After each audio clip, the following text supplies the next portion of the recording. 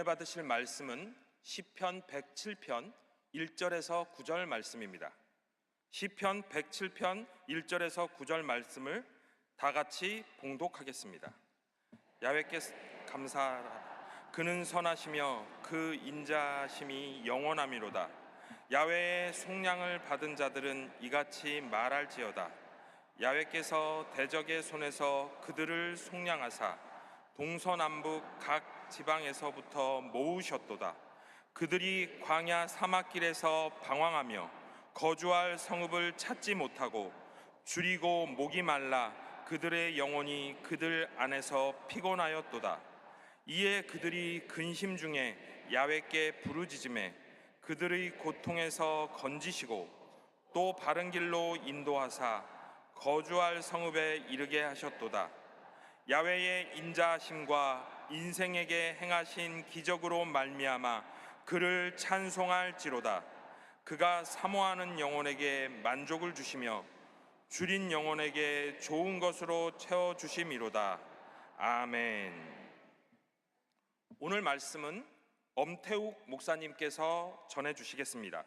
엄태욱 목사님은 여의도 순복음 광명교회 담임 목사로 사역하고 계십니다. 이제 목사님 나오실 때 할렐루야로 하나님께 영광 돌리시고 큰 박수로 맞이하시겠습니다. 할렐루야. 할렐루야. 하나님께 영광을 드립니다. 우리 당회장 목사님 늘 서시는 이 단위에 선다는 것이 두렵고 떨리는 마음입니다. 성령께서 저를 붙잡아 주실 줄 믿습니다. 우리 믿음으로 고백합니다. 예수님 안에서 좋은 일이 있습니다. 예수님 안에서 진짜로 좋은 일이 있습니다. 한 번 더 고백합니다. 예수님 안에서 우리는 점점 좋아집니다.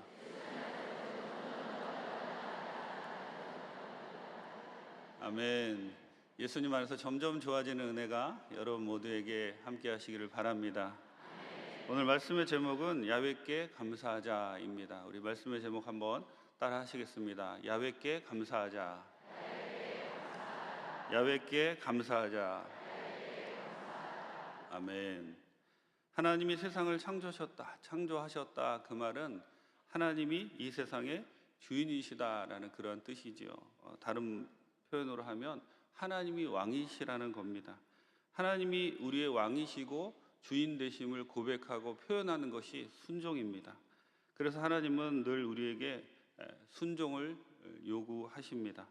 또 하나님이 우리 인간을 창조하셨다는 것은 우리 인간을 창조하시고 그냥 너 혼자 잘 살아라 이렇게 버려두시는 것이 아니라 창조하셨다는 그 말씀 안에 우리의 모든 인생을 책임지시겠다는 뜻도 포함되어 있습니다. 그러므로 하나님께서 우리 인간들에게 요구하시는 것은 두 가지입니다. 하나님이 왕이심을 고백하는 순종, 그리고 하나님이 나의 모든 인생을 책임지신다라는 것에 늘 감사할 것을 하나님은 우리에게 요구하시죠. 우리 하나님 말씀에 순종하시고 늘 하나님께 감사하시는 우리 귀한 분들 되시기를 예수님의 이름으로 부탁을 드립니다.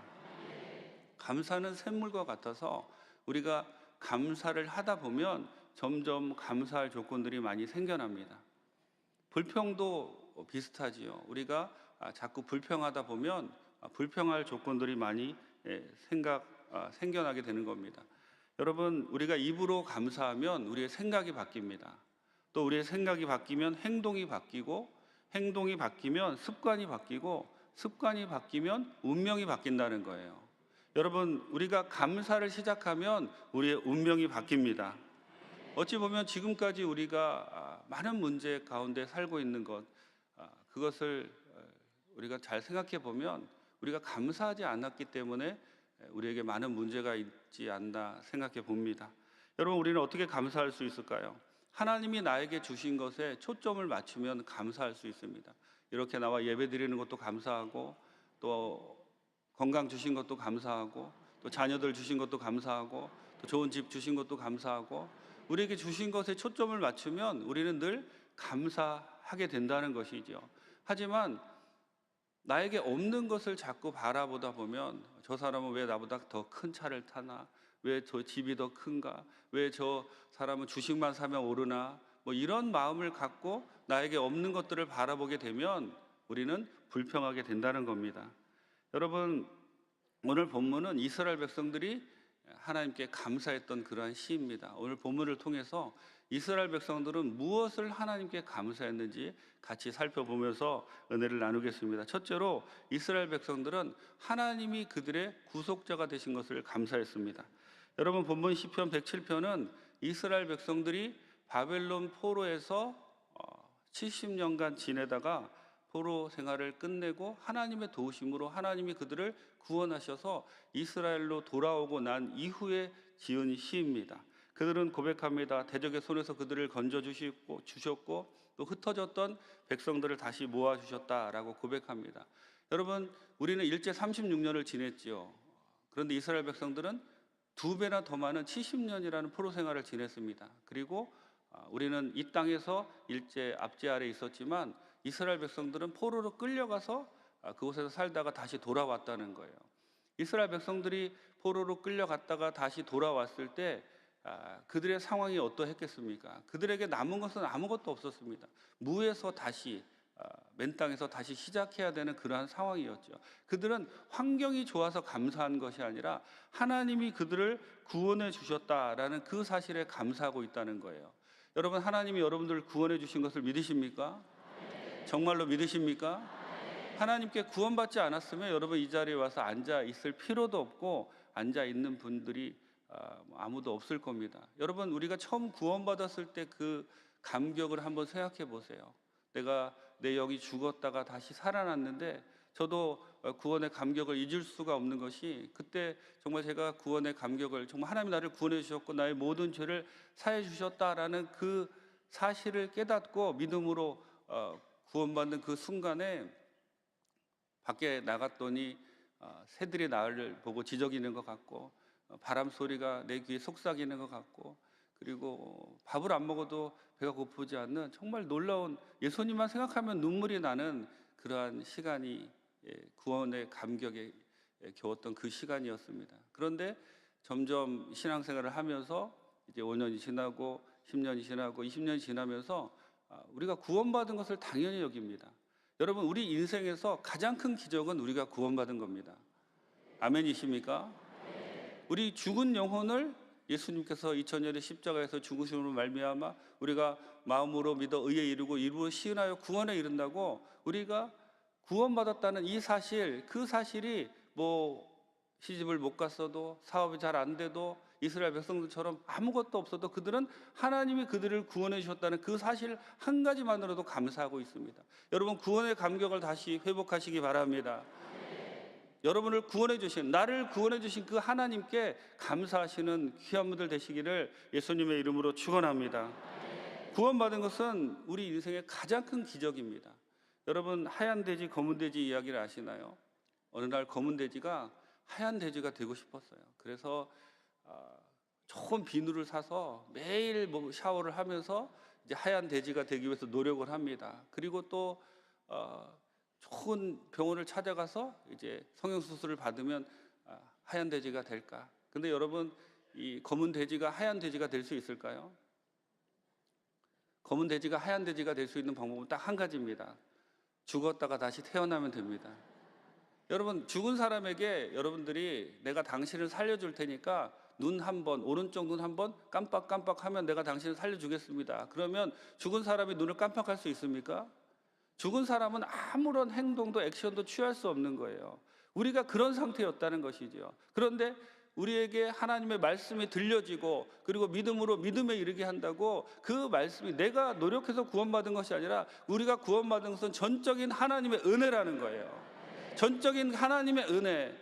검은 돼지가 하얀 돼지가 되는 것은 죽었다가 다시 살아나는 것처럼 하나님이 나를 택하시고 그리고 예수님을 보내주셔서 예수를 믿게 하시고 구원받게 하신 그 하나님께, 그 구원의 하나님께 늘 감사하시는 우리 귀한 성도님들 되시기를 예수님의 이름으로 축원합니다. 구원의 감격을 잊지 마시고 첫사랑을 회복하시고 지금 내 환경이 어렵고 힘들다 할지라도 하나님이 나를 구원해 주셨습니다. 그 한 가지만으로도 우리는 하나님께 감사해야 된다는 거예요. 하나님이 나의 구속자가 되신다는 것. 이스라엘 백성들은 하나님이 그들의 구속자가 되신다, 구원자가 되신다, 그 사실 하나만으로도 그들은 하나님께 감사하며 나갔기에 하나님이 그들에게 복을 주시고 택한 백성이 되게 하셨다는 겁니다. 여러분들도 오늘부터 감사를 시작하세요. 하나님이 나를 구원해 주셨습니다. 그 구원의 은혜에 감격하며 살겠습니다. 환경이 어려워도 하나님이 나를 구원해 주셨다는 걸 잊지 않고 감격하며 살아가시는 귀한 성도님들 되시기를 예수님의 이름으로 축원합니다. 둘째로 이스라엘 백성들은 그들의 인도자가 되신 하나님께 감사했습니다. 하나님은 고통 중에 부르짖는 이스라엘 백성들을 외면치 않으시고요, 바른 길로 인도하셨습니다. 이스라엘 백성들은 지금 바벨론에서 다시 돌아와서 이제 새로 시작하는 것이라고 말씀을 드렸죠. 그런데 지금 그들이 고백하는 것은 출애굽의 하나님을 기억하면서 감사하고 있습니다. 그들이 광야 길에서 헤맬 때 하나님께서 낮에는 구름 기둥으로, 밤에는 불 기둥으로 그들을 인도하셨다는 거예요. 그들이 광야 40년을 지내는 동안 만나를 먹이시고 메추라기를 보내셔서 그들을 채우시고 또 그들을 인도하신 그 인도하심, 또 그 70년간 너무나 고통스러웠지만 하나님께서 그들을 인도하셔서 이스라엘 땅으로 다시 돌아올 수 있었다라고 그들은 고백하고 있습니다. 여러분, 우리 인생을 되돌아보면 굽이굽이마다 하나님이 그때 정말 나를 도와주시지 않았으면 큰일 날 뻔했구나, 그런 하나님의 인도하심이 있습니다. 하나님이 여러분 한 사람 한 사람을 다 기억하시고 여러분들을 인도하신다는 거예요. 근데 우리는 하나님이 우리를 인도하신다는 사실을 잘 기억하지 못하고 그 하나님의 인도하심에 감사하지 않는다는 거예요. 여러분, 우리가 그 사무엘상 9장에 보면 사울의 이야기가 나오는데요, 사무엘상 8장에 이스라엘 백성들이 사무엘에게 왕을 구합니다. 그러자 사무엘이 하나님께 기도하죠. 하나님이 말씀하시죠. 그들이 너를 버린 것이 아니라 나를 버린 거다.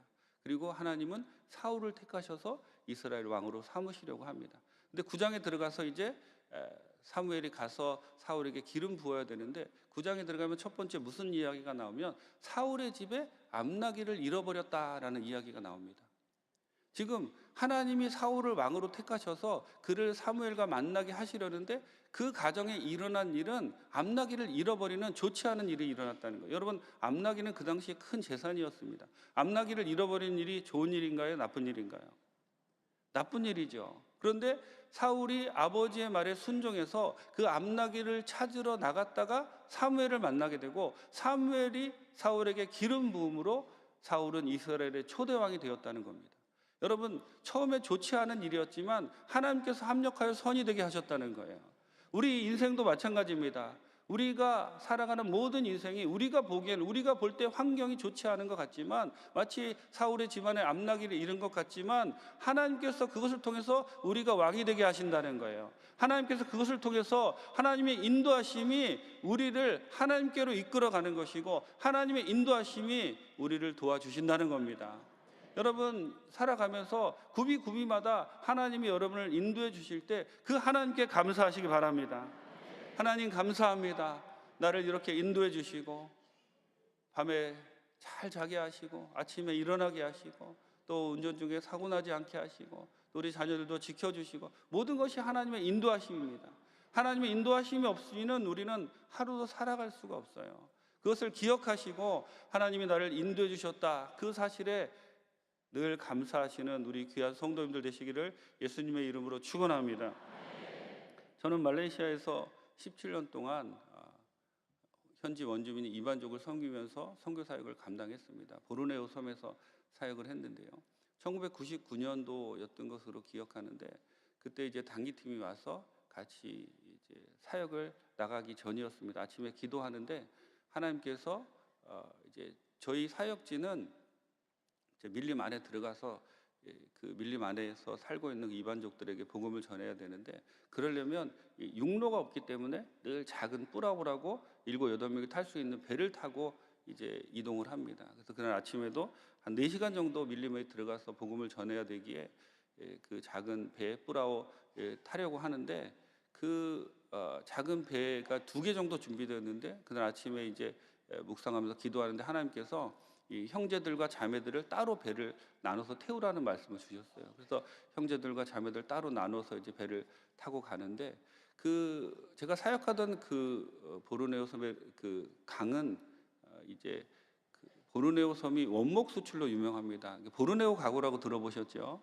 네, 그래서 이제 그 큰 배들이 밀리면 깊은 곳에서 나무를 벌목해가지고 내려오다가 이제 그 강으로 이제 그 원목을 수송을 하는데 이제 큰 배들과 작은 배들이 부딪혀서 사고가 많이 납니다. 이제 저희가 한 2시간 정도 배를 타고 가는데 저기서 큰 배가 오더라고요. 그래서 제가 뒤에서 운전하는 형제에게 이야기했습니다. 저 큰 배가 오니까 조심하라고. 그랬음에도 불구하고 그 형제가 이제 운전을 잘못해서 그 배 운전을 잘못해서 큰 배와 저희 배가 지나가는 순간에 저희 배가 큰 배 밑으로 들어가게 되었어요. 제가 맨 앞에 타고 있었는데 너무 놀래가지고 이렇게 배를 밀면서 큰 배가 이제 저희 배를 쳐서 저희들이 배가 부서지고 이제 저희들이 다 물에 빠졌죠. 그리고는 너무 감사한 것은 하나님께서 그 옆에 이반역들이 낚시를 하고 있었는데 저희 배가 큰 배랑 부딪히는 것을 보고는 얼른 와가지고 저희들을 다 건져 주었습니다. 그래서 한 사람도 그 상한 사람 없이 다친 사람 없이 저희들이 다 정말 하나님의 놀라운 은혜를 경험했습니다. 그때 제가 선교사 때도 그런 말씀 한번 드렸는데 우리 많은 분들이 찬양하는 거 내게 강 같은 평화 이 찬양을 하시잖아요. 제가 늘 드리는 말씀인데 제가 늘 강을 타고 다니면서 복음을 전했기 때문에 아는데 여러분 강에는 평화가 없습니다. 그냥 찬양만 내게 강 같은 평화지. 사도 바울도 내가 강의 위험을 겪었다 그랬잖아요. 강에는 절대 평화가 없습니다. 근데 이제 죽을 고비를 넘겼잖아요. 근데 우리 청년들이 그때 뭐 죽을 고비를 넘기니까 눈빛이 달라지더라고요. 그래서 가는 마을마다 얼마나 열심히 사역을 하는지 온 그 마을이 다 성령 충만 받고 예수 믿고 그리고 그때 그 죽을 고비를 넘겼던 형제들이 거의 대부분 주의 종이 되었습니다. 그 단기팀에 왔던 그 청년들 자매들이 저는 그 일을 가끔 생각하면서 정말 그 죽음의 위험 가운데 하나님이 우리를 건져 주셨지만 또 그것을 통해서 많은 사람들에게 복음이 전해졌고 또 그것을 통해서 많은 죄종들이 나왔으니까 얼마나 감사한 일인가. 여러분 우리 인생은 이렇게 하나님의 인도하심으로 굽이굽이 가득하다는 거예요. 여러분 그 하나님의 인도하심에 늘 감사하시는 귀한 분들 되시기를 예수님의 이름으로 축원합니다. 하나님 여러분 인도해 주십니다. 반드시 도와주십니다. 끝까지 책임져 주십니다. 셋째로 이스라엘 백성들은 하나님이 그들의 공급자가 되신 것을 감사했습니다. 이스라엘 백성들은 무엇보다도 하나님이 그들의 공급자가 되신다는 사실을 잊지 않고 감사했다는 것이죠. 줄인 영혼을 채워주신다, 만족해 하신다라고 본문에 계속해서 이제 고백하고 있습니다.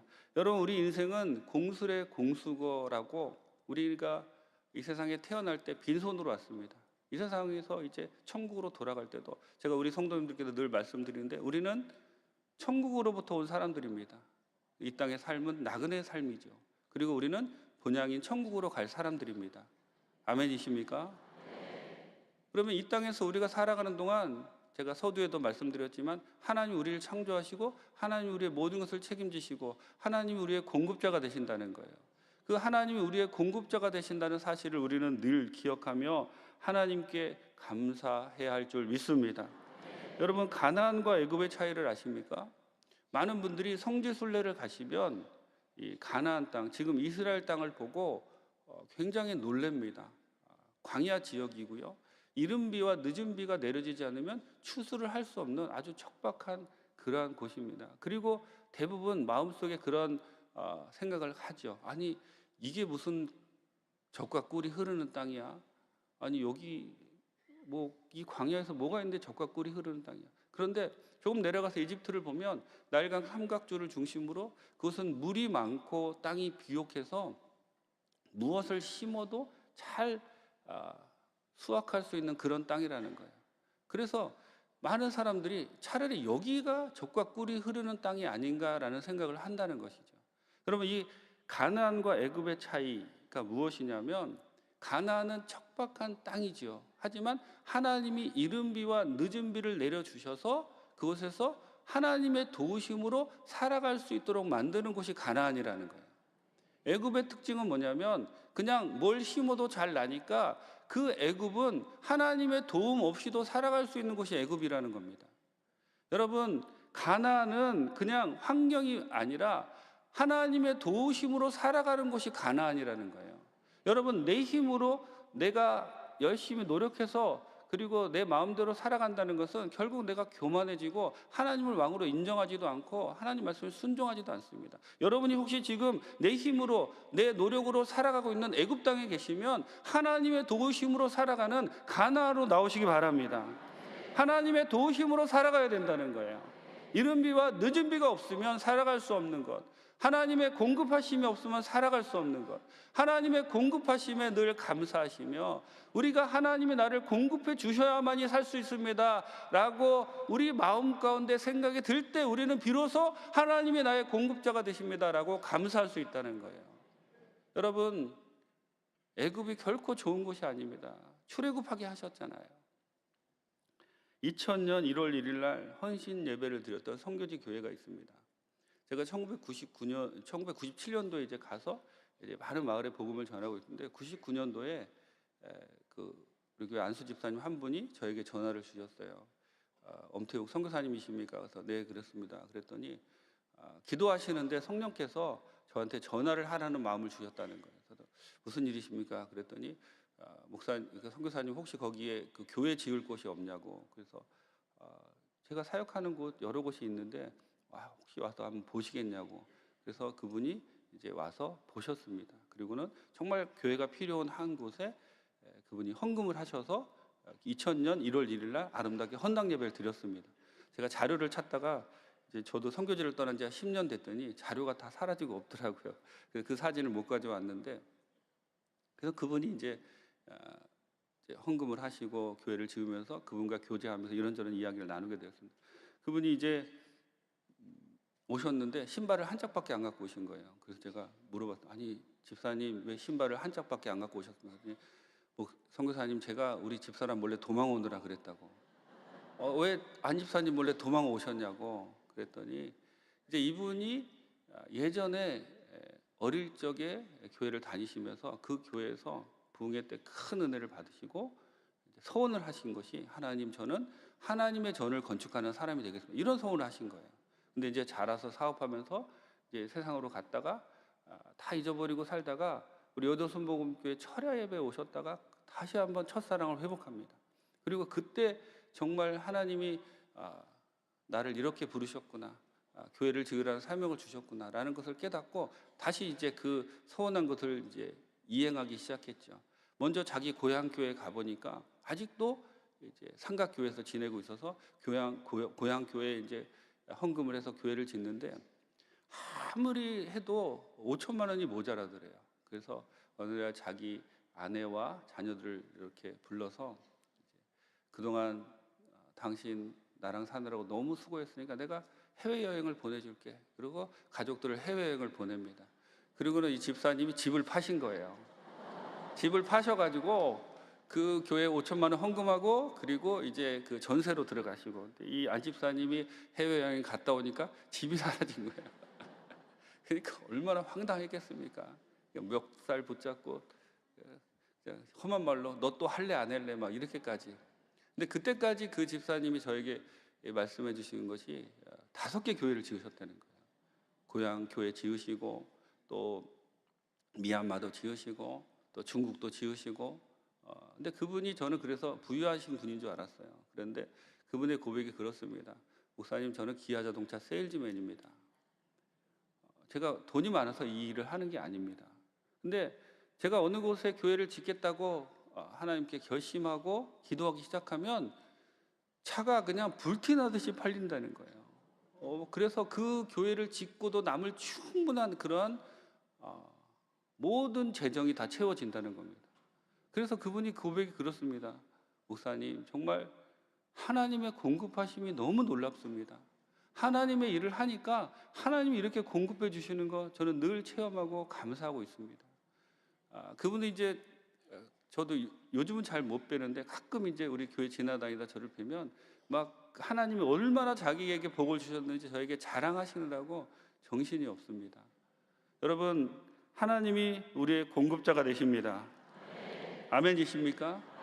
하나님이 여러분이 하나님께 감사하고 하나님이 주신 사명을 여러분 우리가 이 땅에 온 것은 그냥 이 땅에서 잘 먹고 잘 살라고 온 것이 아니라 하나님이 주신 사명을 감당하라고 보내신 거예요. 하나님이 주신 사명을 감당하는 사람들에게는 하나님이 반드시 감당할 만한 놀라운 모든 것을 공급해 주십니다. 하나님이 나의 모든 것을 공급해 주신다, 공급자가 되신다, 그 사실에 늘 감사하시는 우리 귀한 성도님들 되시기를 예수님의 이름으로 축원합니다.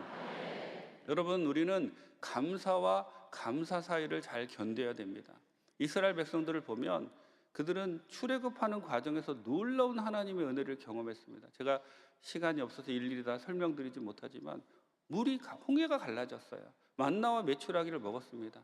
그런데 이스라엘 백성들의 입에서 늘 불평이 쏟아져 나왔습니다. 물이 없다, 먹을 것이 없다. 왜 그랬을까요? 그들은 하나님의 공급하심을 기다리지 못하고, 그러니까 홍해가 갈라진 것은 감사할 일이죠. 만나와 메추라기가 내려진 것은 감사할 일입니다. 엘림은 감사할 일입니다. 그러니까 감사할 일이 생긴다는 거예요. 그런데 그 감사와 감사 사이를 견디지 못하고 조금만 힘들어도 불평하고 있다는 것이지요. 여러분, 감사와 감사 사이를 견디시는 귀한 분들 되시기 바랍니다. 무엇보다도 하나님이 여러분의 구속자가 되신 것 감사하시기 바랍니다. 하나님이 여러분의 인도자가 되신 것 감사하시기 바랍니다. 하나님이 여러분의 공급자가 되신 것 감사하시기 바랍니다. 하나님은 끝까지 여러분들을 책임져 주십니다. 끝까지 도와주십니다. 그 하나님의 은혜에 오늘도 감사로 나아가시는 귀한 성도님들 되시기를 예수님의 이름으로 축원합니다. 기도하시겠습니다. 좋으신 하나님 감사합니다. 하나님이 우리의 구원자가 되신 것 감사하게 하시고, 하나님이 우리의 인도자가 되신 것 감사하게 하시고, 하나님 우리의 공급자가 되신 것 감사하게 하시고, 감사와 감사 사이를 견디는 우리 모두가 다 되게 하여 주옵소서. 주님, 오늘 하루도 감사로 시작하게 하시고 감사로 끝을 맺게 하시며 늘 감사로 하나님께 제사드리는 우리 귀한 성도님들 될 수 있도록 도와주옵소서. 예수님의 이름으로 기도합니다.